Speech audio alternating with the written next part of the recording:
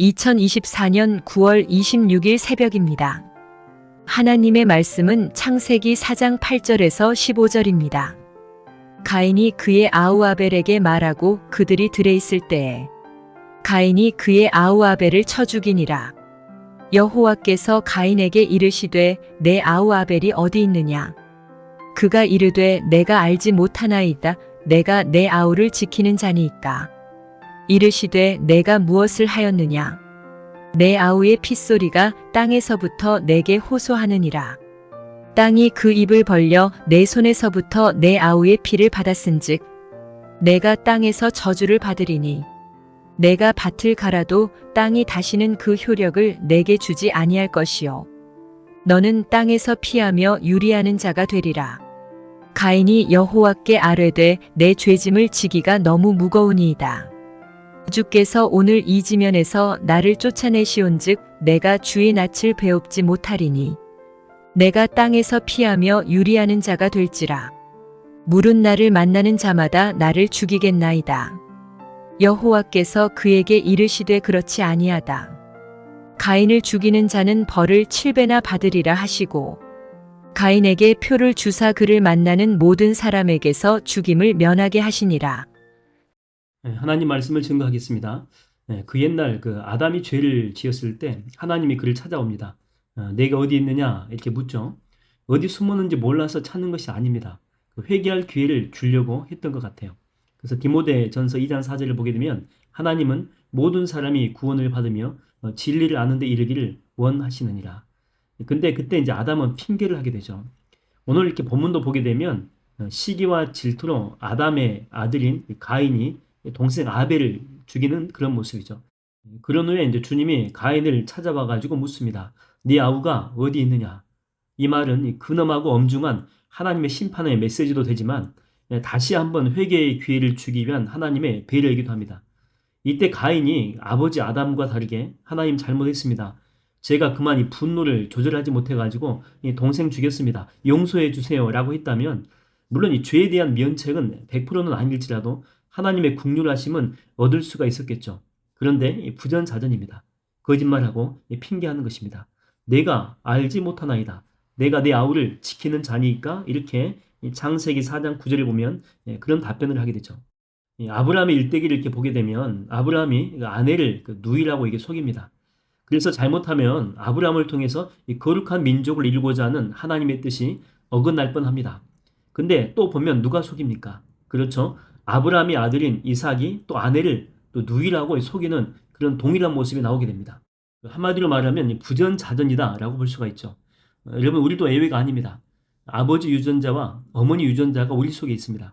그래서 때로는 우리가 하는 행동이 우리 부모님의 행동을 반영할 때도 있죠. 좋은 것이면 상관이 없는데 나쁜 것도 있을 수 있다고 하는 것입니다. 그래서 우리는 알게 모르게 부모님의 연약함을 몸에 품고 있을 수가 있다고 하는 거죠. 그래서 때때로 그런 모습이 드러날 때가 많이 있습니다. 그런데 내 자녀의 모습 속에서도 또 그런 모습이 보여진다고 하는 거죠. 그러니까 부모를 통해 내게 흘려왔던 그런 연약함이 또 내 자녀를 통해서 흘러가게 된다고 하는 것입니다. 이걸 일면 뭐라고 하냐면 가게에 흐르는 저주다 이렇게 볼 수가 있죠. 마치 암의 유전자가 후손들에게 계속 전달되는 것처럼 이 또한 질기도록 자녀들에게 계속해서 붙어서 기생하는 것입니다. 이스라엘의 그 왕들을 이렇게 보게 되면 대부분 다 사악한 왕들이죠.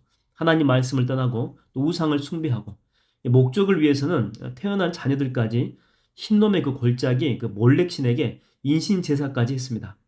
악한 영이 계속해서 남북 이스라엘에 흘러가는 그런 모습을 보게 되죠. 남한국의 왕 중에서도 이렇게 보게 되면 아하스 왕이 나오는데 정말 악랄하고 못된 왕입니다. 하나님의 그 번제단 다 치워버리거든요. 그곳에 우상 숭배를 위한 제단을 만들죠. 그리고 자식들 가운데 하나를 인신 제사를 드리게 되면 다른 자식이 잘 된다라고 믿는 이교도의 그런 사상을 받아들입니다. 그래서 인신 제사를 장려하는 천인공노할 그런 일을 저지르게 됩니다. 자, 그러면 이 정도로 악하게 되면 그 자식도 보고 배운 게 이런 악함밖에 없기 때문에 거기에서 태어난 자식도 마땅히 악한 군주여야 되지만 그 아들은 이스라엘의 왕 중에서 성군 중에 성군이라고 불리우는 히스기야가 거기서 태어나게 되죠. 그러니까 이게 삼겹줄보다 훨씬 더 강한 악한 저주의 흐름을 끊어버린 것입니다. 여러분 이게 가능한 이유는 뭐냐면 히스기야의 삶을 살펴보면 잘 알 수 있는데 어려움이 올 때마다 히스기야가 했던 것이 무엇입니까? 크게 두 가지만 살펴보게 되면 아수르 사느립의 군대 18만 5천 명입니다. 포위 공격할 때 히스기야가 뭘 합니까? 그렇죠. 전심의 마음으로 주님 앞에 나아가서 기도합니다. 협박 편지 주님 앞에 펼쳐놓고 탄식하며 울부짖으며 기도하는 그런 모습입니다. 또 생명이 다해가지고 사망 선고를 받은 후에도 뭘 합니까? 그렇죠. 주님 앞에서 나아가서 간절히 기도하는 모습이죠. 아버지 아하스가 했던 것처럼 우상에게 기댈 수도 있고 또 자식을 불태워가지고 인신 제사도 할 수 있거든요. 그런데 히스기야는 그런 거 쳐다보지도 않습니다. 오직 기도입니다. 오직 기도. 오직 주님만이 내 인생의 해결자라고 믿고 주님께만 납작 엎드린 것입니다. 그래서 문제도 해결받지만 더 중요한 것은 가게에 흐르는 저주를 싹둑 잘라버렸다고 하는 거죠. 여러분, 이 알렉산더가 세계 정복을 하기 전에 신탁을 받기 위해서 프리기아의 고르디온이라고 하는 그 신전에 갔다라고 합니다.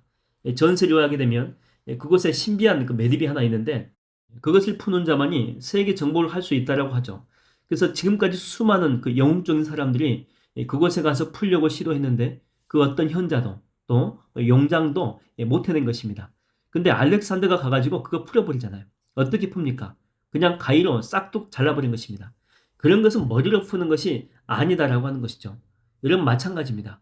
우리 안에 조상적부터 흐르는 악한 그런 모습들, 연약한 모습이 나를 통해서 자녀들에게 또 손주 손녀들에게 계속해서 흘러갈 수가 있거든요. 그런데 내 대해서 이거 싹둑 잘라내야 될 것 아닙니까? 근데 이것은요, 내 이성으로, 내 힘으로는 불가능하다라고 하는 것입니다. 절대 해결 못합니다. 누구만 해결할 수 있습니까? 그렇죠. 주님만 할 수 있습니다. 주님만 가능하죠. 12년 된 병자의 그 저주를 보십시오. 38년 된 고질병의 저주 보십시오. 나면서부터 맹인으로 살았던 그 사람의 아픔 보십시오. 주님을 만날 때 그 저주의 고리가 끊어져 버립니다. 마찬가지입니다. 오직 주님만이 악한 영을 물리치고 연약한 병을 치유하고 우리의 못된 습관을 싹둑 잘라버릴 수 있다고 하는 것입니다. 그래서 여러분, 이 새벽에 주님을 의지하며 기도하십시다. 내 대해서 끝나게 해달라고, 내 대해서 악한 것들이 소멸되게 해달라고, 오늘 하나님의 능력의 손길이 여러분과 함께하게 되기를 주의 이름으로 축원드립니다. 세상의 육시험이 내게 몰려올 때 나의 힘으론 그것들 모두 이길 수 없네. 거대한 폭풍 가운데 위축된 나의 영, 어찌할 바를 몰라 헤매이고 있을 때 세상의 유혹 시험이 내게 몰려올 때 나의 힘으론 그것들 모두 이길 수 없네. 거대한 폭풍 가운데 위축된 나의 영혼, 어찌할 바를 몰라 헤매이고 있을 때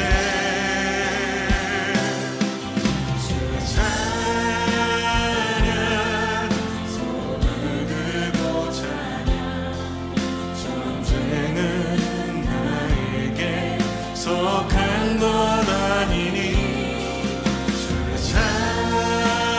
찬양, 손을 들고 찬양, 전쟁은 하나님께 속한